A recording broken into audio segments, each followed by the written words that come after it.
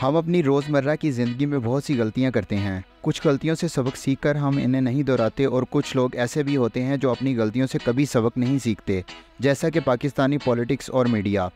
लेकिन इस दुनिया में की जाने वाली कुछ गलतियां ऐसी भी हैं जो लाखों रुपए नहीं बल्कि करोड़ों डॉलर्स के नुकसान का बाइस बनी। Lost in space.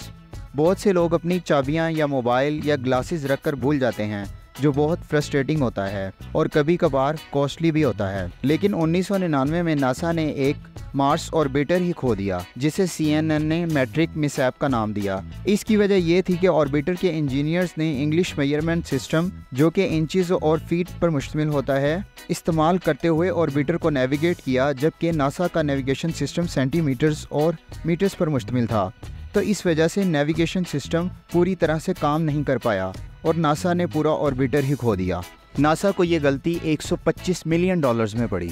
Bad Apple. हमने गुज़िश्ता बरसों में एप्पल के बानी स्टीव जॉब्स और स्टीव वोज़नियाक के बारे में बहुत कुछ सीखा है कि कैसे उन्होंने अपनी इस टेक कंपनी के ज़रिए हमारे रहने और कारोबार करने के तरीके को बदल कर रख दिया है। लेकिन क्या आपको मालूम है कि इस जायंट कंपनी का एक तीसरा मालिक भी था? उसका नाम था रोनाल्ड वेन। वो किसी वक्त कंपनी के 10% का मालिक था। वेन सिर्फ 12 दिनों के लिए कंपनी का मालिक रहा, फिर इसने अपने शेयर्स महज $800 के एवज स्टीव वोज़नियाक को बेच दिए। उसे क्या पता था कि एक दिन इस कंपनी की वर्थ $1 ट्रिलियन से ज़्यादा हो जाएगी। तो क्या आप बता सकते हैं कि वेन को कितना घाटा हुआ? कमेंट ज़रूर करें। वॉल्बी ब्रिज। एक आर्किटेक्ट वो अल्फाज जो शायद वो कभी ना सुनना चाहे वो होते हैं कि उसका बनाया गया स्ट्रक्चर या डिज़ाइन फारिग है या बेकार है। लेकिन लंदन के मिलेनियम ब्रिज के आर्किटेक्ट के साथ कुछ ऐसा ही हुआ। जून 2000 में ब्रिज को ओपन हुए अभी 2 दिन ही गुजरे थे कि इस पर पैदल चलने वालों की वजह से ब्रिज हिलने और डोलने लगा। वैसे बाय द वे ब्रिज बनाने का मकसद ही पैदल चलने वालों को फैसिलिटेट करना था। तो एट दी एंड ब्रिज को ओपनिंग के 2 दिन बाद ही बंद कर दिया गया और फिर इसे फिक्स करने और इसको दोबारा रीओपन करने में 2 साल और लाखों डॉलर्स लग गए। फ़ाइट और फ्लाइट। आजकल के दौर में हवाई जहाज़ का सफ़र काफ़ी महंगा होता है, ख़ास तौर पर उन लोगों के लिए जो ऑनलाइन बुकिंग करवाते हैं।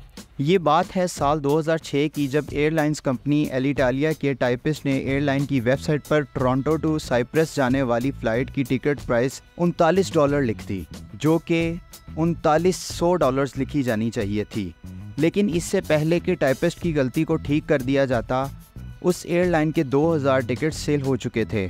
तो एलिटालिया कंपनी ने बजाय अपने कस्टमर से लड़ने और प्रोफेशनल होने का सबूत देते हुए इन टिकट्स को एक्सेप्ट किया और इस तरह एलिटालिया एयरलाइंस को $7 मिलियन का नुकसान उठाना पड़ा, वो भी टाइपिंग की एक गलती से। Louisiana lake Peigneur. ये वाक़या है लुइसियाना की लेक पेन्योर का, जब वहाँ टेक्साको ड्रिल की एक ऑयल रिग ड्रिलिंग कर रही थी कि अचानक लेक के नीचे पाए जाने वाले कुदरती नमक के बड़े बड़े पिलर्स तबाह हो गए, जिसकी वजह से एक सिंक होल बना और जो लेक 6 फीट गहरी थी वो ख़तरनाक तरीके से 200 फीट तक गहरी हो गई।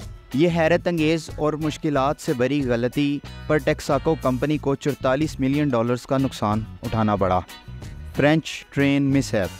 आप एक स्क्वायर चीज़ को राउंड होल में तो फिट कर सकते हैं, लेकिन एक ट्रेन को छोटे से प्लेटफॉर्म पर खड़ा करना नामुमकिन है। ये सबक सीखा एक फ्रेंच ट्रेन कंपनी SNCF ने। इस कंपनी ने $20 बिलियन के एवज 2000 ट्रेन्स खरीदी। इस खरीदारी के बाद उन्हें अंदाज़ा हुआ कि ट्रेन्स के लिए जो प्लेटफॉर्म बनाए गए हैं वो इतने छोटे हैं कि उनमें ट्रेन्स आ ही नहीं सकती।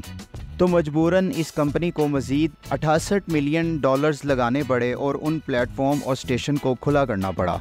मेरा नाम है जुनैद असलम, आप देख रहे हैं स्टूडियो रॉयल कैफ़े। अपना ख्याल रखें और अपने इस चैनल का भी। खुदा हाफिज़।